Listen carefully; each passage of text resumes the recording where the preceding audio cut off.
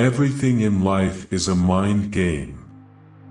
Whenever we get swept under by life's dramas, large and small, we are forgetting that no matter how bad the pain gets, no matter how harrowing the torture, all bad things end. Motivation is crap. Motivation comes and goes. When you're driven, whatever is in front of you will get destroyed. You are stopping you. You are giving up instead of getting hard. When you think that you are done, you're only 40% into what your body's capable of doing. That's just the limits that we put on ourselves. Be more than motivated, be more than driven, become literally obsessed to the point where people think you're F***king nuts. We're either getting better or we're getting worse. You're gonna fail, you're gonna be in your head, and you're gonna be saying I'm not good enough. It's about how you overcome that. Pain unlocks a secret doorway in the mind, one that leads to both peak performance and beautiful silence. We live in a world where a lot of people need goals, motivation, and a lot of other words to get started. It's just a big excuse to not get started. Suffering is a test. That's all it is. Suffering is the true test of life.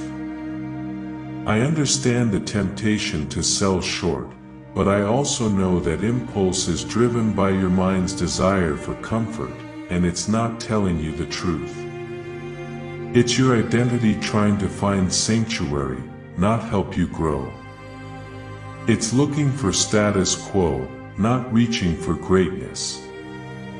It's easier to accept the fact that you're just not good enough. We all have a lot more than we think we have. A warrior is a guy that goes, I'm here again today. I'll be here again tomorrow and the next day. It's a person who puts no limit on what's possible. I don't stop when I'm tired. I stop when I'm done. The reason it's important to push hardest when you want to quit the most is because it helps you callous your mind. It's the same reason why you have to do your best work when you are the least motivated. That's why I loved PT and BUD/S and why I still love it today. Physical challenges strengthen my mind, so I'm ready for whatever life throws at me, and it will do the same for you. No one is going to come help you. No one's coming to save you. Teach yourself that it isn't okay to take the easy way out. Make sure you are bothered by the things you set out to do but did not complete or make time for in the day. If you ever tell me that I can't do something, I'm going to let you know, in some way, that I am going to do it. You are giving up instead of getting hard. Tell the truth about the real reasons for your limitations and you will turn that negativity, which is real, into jet fuel. Those odds stacked against you will become a damn runway.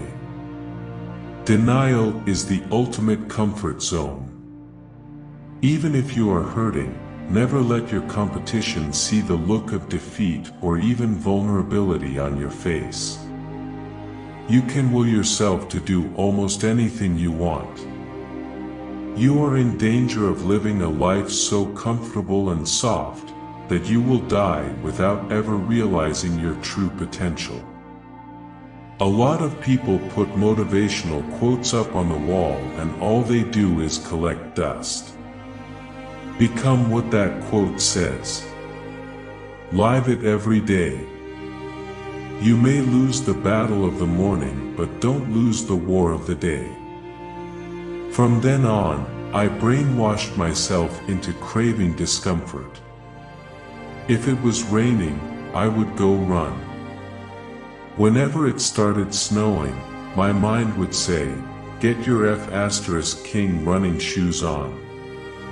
Sometimes I wussed out and had to deal with it at the accountability mirror. But facing that mirror, facing myself, motivated me to fight through uncomfortable experiences, and, as a result, I became tougher. And being tough and resilient helped me meet my goals. Always be willing to embrace ignorance, because that is the only way to expand your body of knowledge and body of work. It's the only way to expand your mind. We are all great. No matter if you think you're dumb, fat, been bullied, we all have greatness. You gotta find the courage. It's going to be hard work, discipline, and the non-cognitive skills like hard work, dedication, and sacrifice will set you apart. We have the ability to go in such a space, if you're willing to suffer, and I mean suffer. Your brain and body, once connected together, can do anything. Before you open your mouth and criticize someone, think about how you would feel if you were the person you were criticizing. Be true to whoever or whatever you are and wear it like a badge of honor. Fit in with one person and one person only, yourself. We all need small sparks, small accomplishments in our lives to fuel the big ones. Think of your small accomplishments as kindling. When you want a bonfire, you don't start by lighting a big log. You collect some witch's hair, a small pile of hay or some dry, dead grass.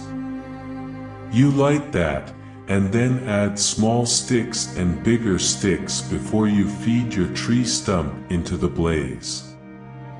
Because it's the small sparks, which start small fires, that eventually build enough heat to burn the whole F***king forest down. The only person who was going to turn my life around was me. The only way I could get turned around was to put myself through the worst things possible that a human being could ever endure. It's possible to transcend anything that doesn't kill you. The things that we decide to run from are the truth. When you make excuses, you're running from the truth. By the time I graduated, I knew that the confidence I'd managed to develop didn't come from a perfect family or God-given talent. It came from personal accountability, which brought me self-respect, and self-respect will always light a way forward. If you want to be one of the few to defy those trends in our ever-softening society, you will have to be willing to go to war with yourself and create a whole new identity, which requires an open mind. You gotta start your journey. It may suck, but eventually you will come out the other side on top. If you're not physically and mentally prepared for what life is going to throw at you, then you're just going to crumble, and then, you're no good to nobody. Take time to take inventory of your life.